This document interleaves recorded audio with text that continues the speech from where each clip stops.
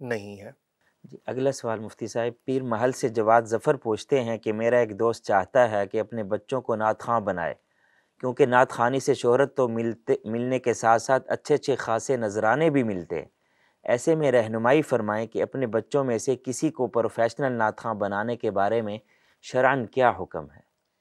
بسم اللہ الرحمن الرحیم۔ دیکھیں، نعت خوانی ایک بڑا اچھا عمل ہے، اور حضور نبی کریم صلی اللہ علیہ وآلہ وسلم آپ کے مبارک دور کے اندر بہت زیادہ صحابہ حضور نبی کریم صلی اللہ علیہ وآلہ وسلم کی صفت و ثنا بیان کرتے تھے۔ مشہور و معروف نعت خواں جن کو کہا جاتا ہے حضرت سیدنا حسان بن ثابت، اور اس کے علاوہ بھی صحابہ نبی کریم صلی اللہ علیہ وآلہ وسلم کی ثنا خوانی کیا کرتے تھے، اور یہ صحابہ کرام علیہم رضوان کی سنت ہے۔ بلکہ خود خالق کائنات قرآن مجید فرقان حمید میں ارشاد فرماتا ہے، ان اللہ وملائکتہ یصلون علی النبی یا ایھا الذین آمنوا صلوا علیہ وسلموا تسلیما۔ تو درود و سلام بھی ایک طرح سے نبی کریم صلی اللہ علیہ وآلہ وسلم کی عظمت و شان کو بیان کرنا، اور کریم آقا علیہ الصلوۃ والسلام کی ذات عالیہ پر رحمتوں کا نزول ہے۔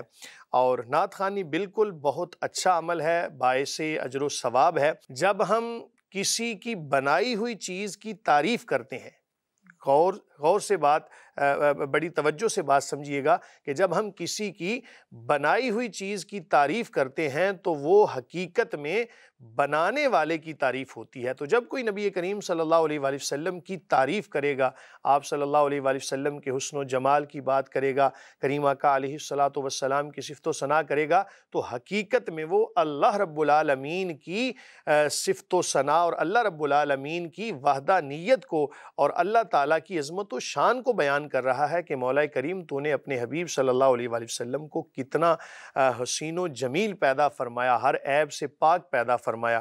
جہاں تک بات ہے کہ اس سے یہ نیت کر لی جائے کہ اس سے پیسے ملیں گے اور نذرانے وصول ہوں گے، تو یہ بڑی مذموم سی بات ہے۔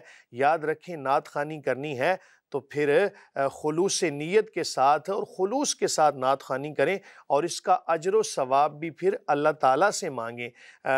پروفیشن کے طور پر اس کو استعمال کرنا یا اس سے ایسے معاملات کرنا کوئی اچھا عمل نہیں ہے، اس سے بہرحال پرہیز کرنا چاہیے۔ اور اگر کوئی کسی نے اپنی خوشی کے ساتھ آپ کو کوئی تحفہ دے دیا تو اس میں کوئی شرعی قباحت نہیں ہے، آپ کے لیے بہرحال جائز ہوگا، لیکن یہ نیت کر کے جانا کہ مجھے پیسے ملیں گے، یہ کوئی مناسب عمل نہیں ہے، اور اس نیت کے ساتھ بچوں کو نعت خواں بنانا، اس سے اجتناب کیا جائے۔ نعت خوانی تو ایک عبادت ہے، مگر شہرت کی خاطر اکثر بچے ایسا ہی کرتے ہیں کہ دیکھیں جی بہت بڑا نعت خواں ٹی وی پر آتا ہے، میں بھی اسی وجہ سے ہی پڑھنا چاہتا ہوں، بس نیت ہی یہ ہوتی ہے۔ دیکھیں، کسی بھی معاملے کے اندر قاری صاحب جب نیت غلط کر لی جائے تو پھر اس کا بجائے ثواب کے گناہ ہوتا ہے۔ اگر نیت یہ کر لی کہ مجھے شہرت ملے گی، تو یاد رکھیں شہرت تو مل جائے گی، لیکن جو حقیقی روح تھی نا نعت خوانی کی، اس کو فوت کر دیا۔ اس لیے کوئی بھی عمل کریں تو اس کے اندر نیت خالص ہونی چاہیے۔ ایک بندہ مسجد میں جاتا ہے اس نیت کے ساتھ کہ میں نماز پڑھوں گا، اچھی بات ہے، اور اگر کوئی بندہ اللہ نہ کرے کوئی کسی گناہ کی نیت سے جائے تو اس کا جانا بھی ایک طرح سے گناہ کے اندر شامل ہوگا۔ نعت خواں تو نذرانے کی ڈیمانڈ کرتے ہیں، تو غلط ہے، تو بالکل ڈیمانڈ کر کے 2.5 جانا۔ لاکھ روپیہ 2 لاکھ روپیہ، کیا یہ جائز ہے؟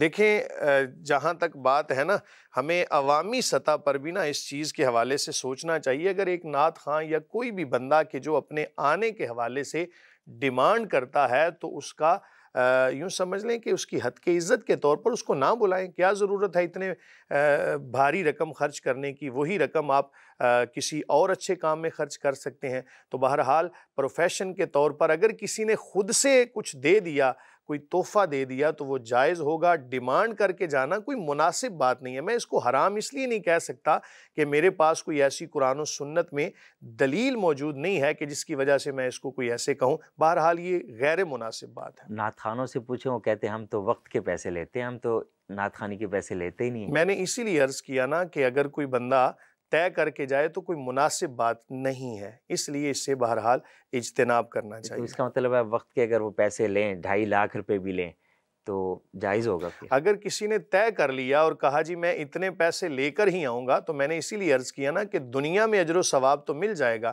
لیکن جو حقیقی روح تھی نا نعت خوانی کی، اس کو فوت کر دیا۔ اب دیکھیں ایک بندہ اپنا وقت دینے کے پیسے کہتا ہے جی میں اتنے پیسے لوں گا پھر میں یہاں پر آؤں گا، تو ٹھیک ہے، اس کا حق ہے، وہ کہہ سکتا ہے۔